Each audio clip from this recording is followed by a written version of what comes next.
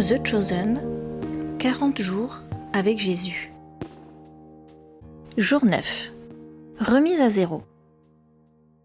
Moi, leur répondit Jean, je vous baptise dans l'eau, mais au milieu de vous se trouve quelqu'un que vous ne connaissez pas. Il vient après moi, mais je ne suis pas digne de dénouer la lanière de ses sandales. Jean, verset 1, chapitre 26 à 27. Jean-Baptiste était un personnage unique en son genre. Il prêchait hors de la ville et annonçait l'arrivée du Messie tant attendu par les Juifs. Tout en lui évoquait un caractère sauvage. Négligé et peu courtois, il était vêtu de peau de chameau et se nourrissait d'insectes. Il réprimandait les gens pour leurs péchés, peu importe leur rang.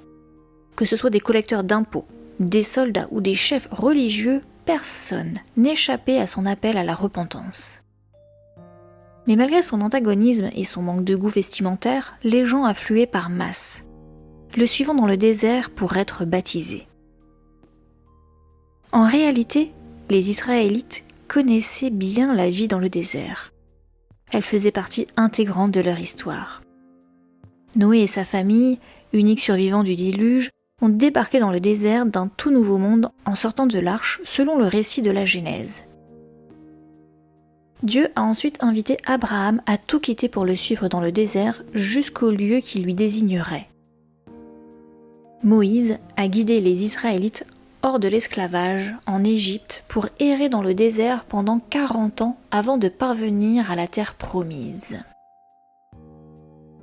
Et à chaque fois, ce temps dans le désert a fait office de remise à zéro. L'ancienne vie est révolue, une nouvelle ère commence. Le message de Jean dans le désert était clair. Repentez-vous car le Sauveur du monde est déjà au milieu de vous. C'était un avertissement fort et impressionnant qui devait sûrement produire l'effet dramatique escompté. Sans aucun doute, les yeux des gens s'écarquillaient d'étonnement lorsqu'ils demandaient « Mais qui es-tu ? Le Messie ? Élie ? Quelqu'un d'autre de très important dont on devrait se réjouir ?» Mais Jean n'était que celui qui lançait la remise à zéro. Et il s'est assuré que cela soit clair pour tout le monde. Je ne suis pas le Messie, je ne suis même pas digne de toucher sa chaussure.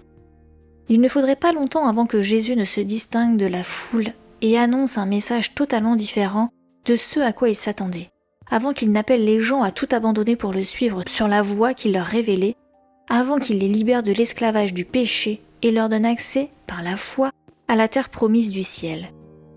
Et bien qu'il n'ait pas mis fin à l'occupation romaine comme il l'avait imaginé, il a en revanche aplani le chemin dans le désert. À son arrivée, une nouvelle ère a commencé. Sujet de prière. Demande à Dieu de te montrer là où tu as besoin de repartir de zéro.